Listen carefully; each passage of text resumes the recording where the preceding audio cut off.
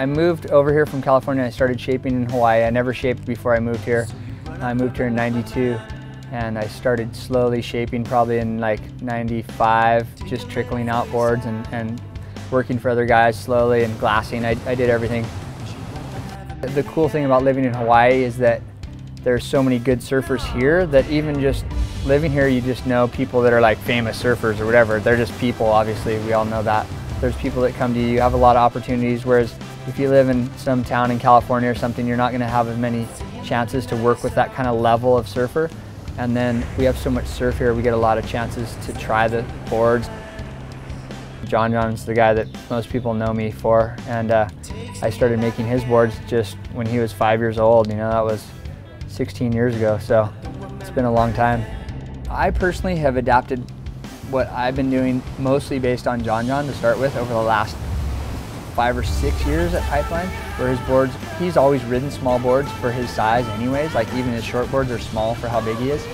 And so his approach, but I mean, you can see there's no doubt that he's the leader, him and like Jamie O'Brien's gnarly too, but like he's pushing, he's setting the standard. Basically what's happened is people are just riding smaller boards in general.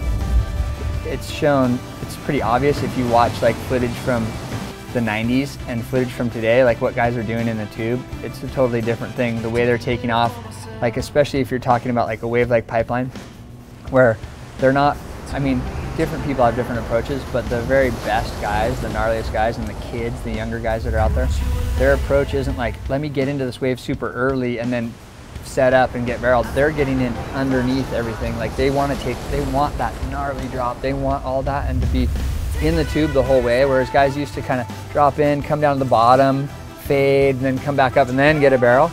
These guys are just getting barreled from takeoff all the way through on that wave. John John's biggest board for Pipeline is 6'8". Like that's it. They don't go above that. So, and he's riding 6'2", 6'4", you know, like a lot of smaller boards.